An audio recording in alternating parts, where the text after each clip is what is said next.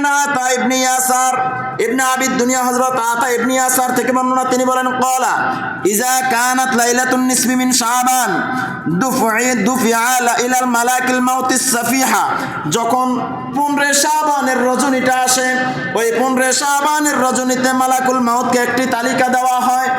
মালাকুল মাউতকে হযরত আজরাইল আলাইহিস সালাতু ওয়াস সালাম তার হাতে একটা তালিকা দিয়ে দেওয়া হয়।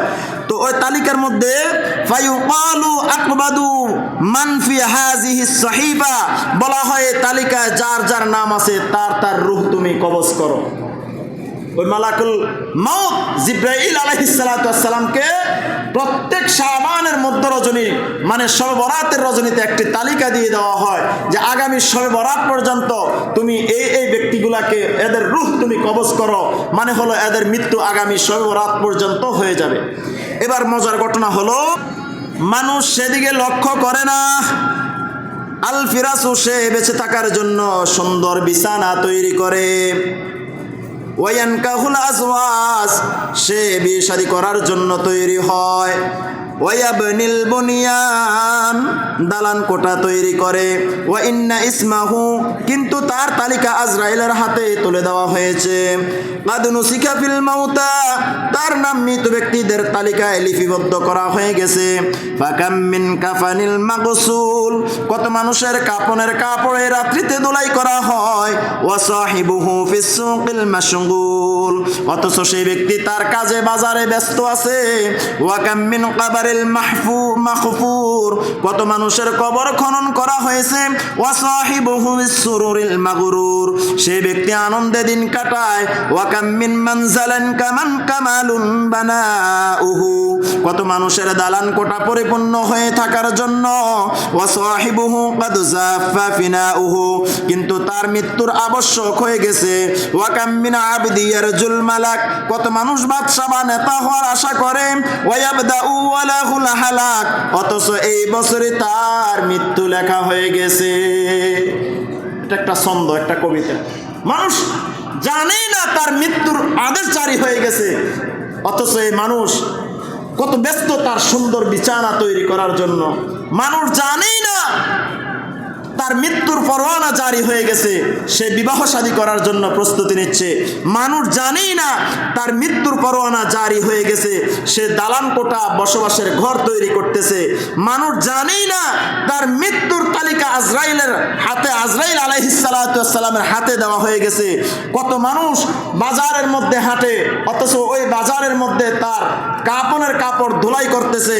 ওই কত মানুষ তার এখনো জানাই হয় নাই তার কবরের খনন কাজ শুরু হয়ে গেছে। কত মানুষ এখনো জানেই না তার মৃত্যুর আদেশ হয়ে গেছে, অথচ সে বাদশা হওয়া, নেতার হওয়ার আশায় দিনাতি পাঠ করছে। এই বলে তিনি কবিতাটা এখানে শেষ করলেন। হাজিরিন, এই যে রজনী, এই রজনীতে যদি আমরা আল্লাহ পাকের নিকট দোয়া করি, ইস্তেগফার করি, ক্ষমা চাই, মুরব্বী যারা দুনিয়া থেকে বিদায় নিয়ে গেছে, আপনজন যারা পৃথিবী থেকে বিদায় হয়ে গেছে, এদের জন্য যদি দোয়া করি, কবর যদি জিয়ারত করি, তাহলে শরীয়তের বেশি একটা সমস্যা হবে এরকমটা মনে হয়, শরীয়তের কম সমস্যা হবে এরকম মনে হয়, শরীয়তের কোনো সমস্যা হবে এমন মনে হয়। কথা বলেন না কেন?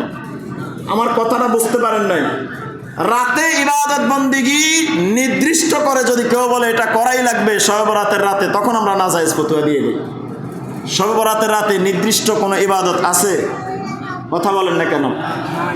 এই রজনীতে নির্দিষ্ট কোনো নিয়মে নামাজ পড়া হাদিস দ্বারা সম্মত নয়। একটু পরেই আমি নামাজের পক্ষে কথা বলবো। যে কথাটা বলবো এটা একজন হক্কানি আল্লাহওয়ালা ব্যক্তির অভিমত প্রকাশ করব। তিনি এটার একটা ফজিলত বর্ণনা করেছেন, হাদিস দ্বারা সাহাবেত নয়। হাদিস দ্বারা সাহাবেত হলে তো এটা সুন্নাত হয়ে যেত, অথচ এই রজনীতে সুন্নাত কোনো নামাজ, এশার নামাজের সুন্নাত ব্যতীত সুন্নাত কোনো নামাজ, একটা নামাজ আছে, সেটা হলো সালাতুত তাহাজ্জুদ।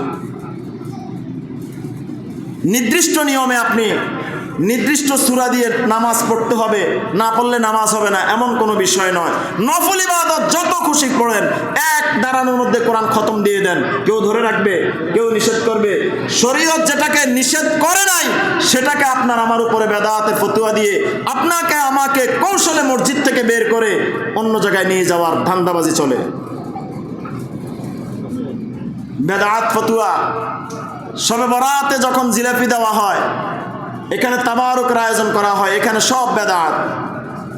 আজকের হালুয়া রুটি ধ্বংস হয়ে গেছে এই বেদাত ফতুয়ার কারণে। হালুয়া রুটি যদি শবে বরাতে, হালুয়া রুটি যদি বেদাত হয়, শবে বরাতে খাবার আয়োজন যদি বেদাত হয়, রমজানে যে ছোলা বুট খাইয়া প্রতিদিন ইফতার করি, ওটা কোন দাঁত? রাসূল কি ছোলা বুট খেয়েছে? মুড়ি খেয়েছে প্রতিদিন?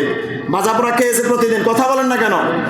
বেদাত মূল উদ্দেশ্য এখানে আঘাত করা নয়। বেদাতের মূল উদ্দেশ্য হলো মানুষদেরকে মসজিদ বিমুখ করা, মসজিদ থেকে বের করে দেওয়া। হাজিরিন, নাজায়েজ কোনো জাকাজ যেটা শরীয়তে নির্দিষ্ট করে নিষেধ করা আছে সেটা আমরা করি না, কেউ করতে চাইলে তাকেও বাধা দেই।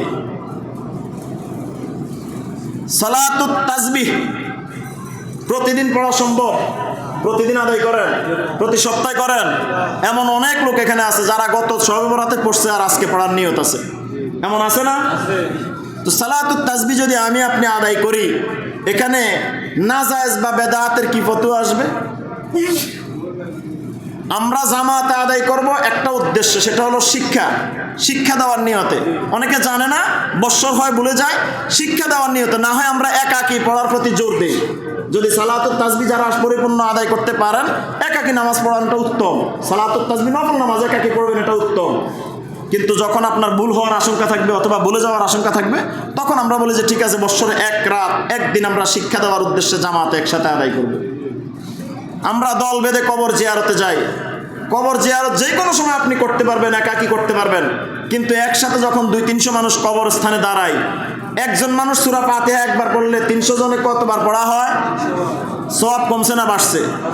আমার বাবা যদি কবরে থাকে, ধরেন আমার দাদা কবরে, আমার নানা কবরে, আমি একজনে সূরা ফাতিহা একবার পড়লাম, আর 300 লোক 400 লোক একসাথে সূরা ফাতিহা পড়লাম, সওয়াব কি কম হয়েছে না বেশি হয়েছে?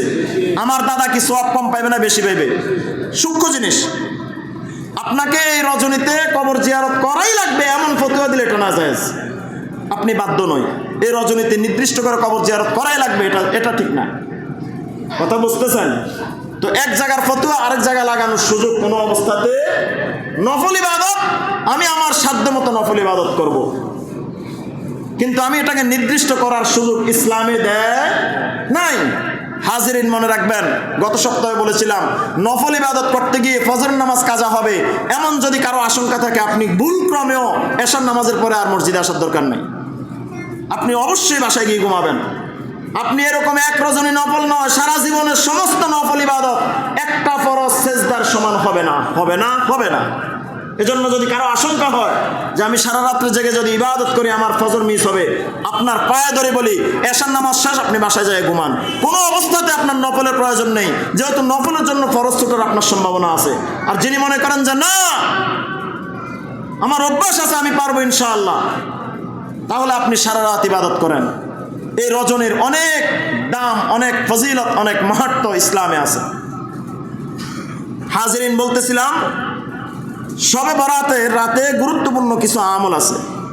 ওয়া কিয়ামুল লাইলাতিন নিসফি মিন শাবান, শাবানের অর্ধরাত্রে বিল ইবাদাতি মিনাস সালাত, এর মধ্যে একটা হলো নামাজ আদায় করা।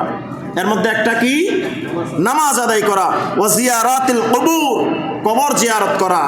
ওয়া তিলাওয়াতুল কুরআনিল মাজিদ, কুরআনুল মাজিদ তেলাওয়াত করা। ওয়া যিকরি, জিকির করা। ওয়াল ওয়াজ, ওয়াজ করা, নসিহত করা।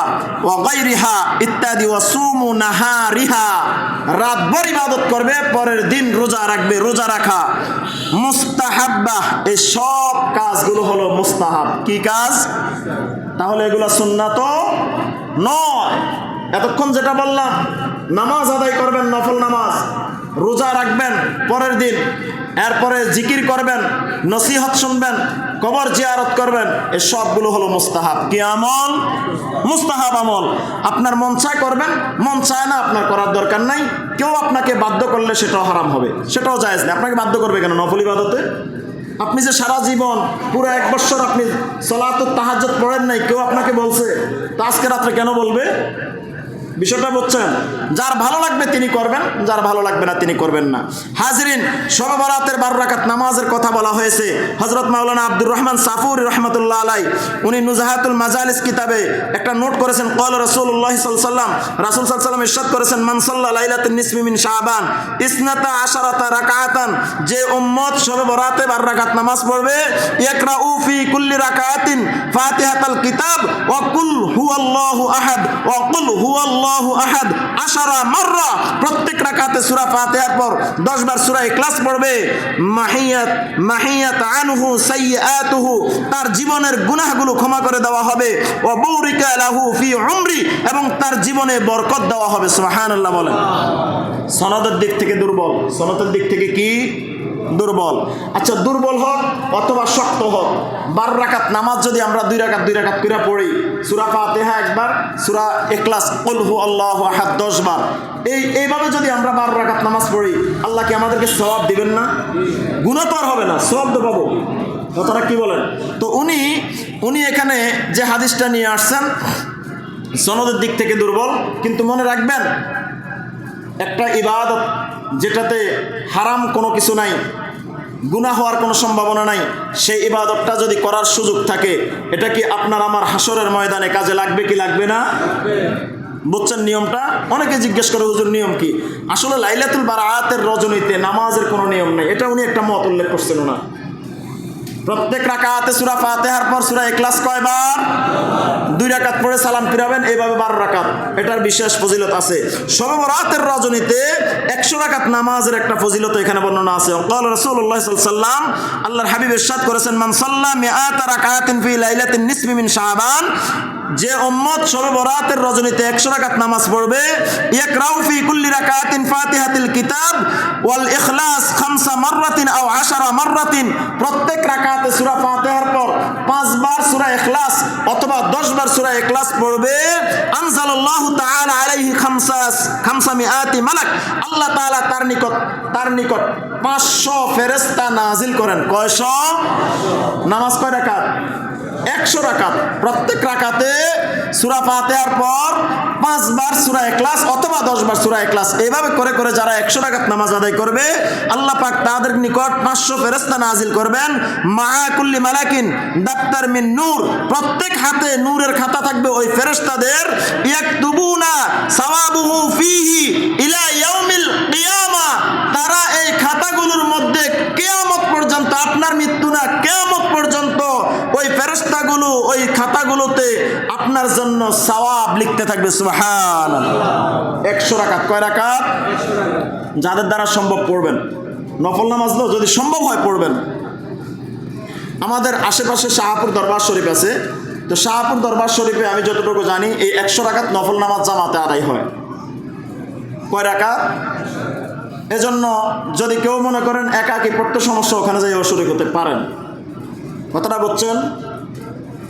হাজিরিন, শবে বরাতের রাতে আল্লাহ তাআলা বান্দার উপর 70 বার রহমতের দৃষ্টি দেন। কয়বার? আমরা এখান থেকে আজকে রাত্রে এশার পরে বয়ান শুনব যে শবে বরাতের রজনীতে আল্লাহ পাক বান্দার দিকে 70 বার রহমতের দৃষ্টি দেন। এই জায়গা থেকে বয়ান শুনব।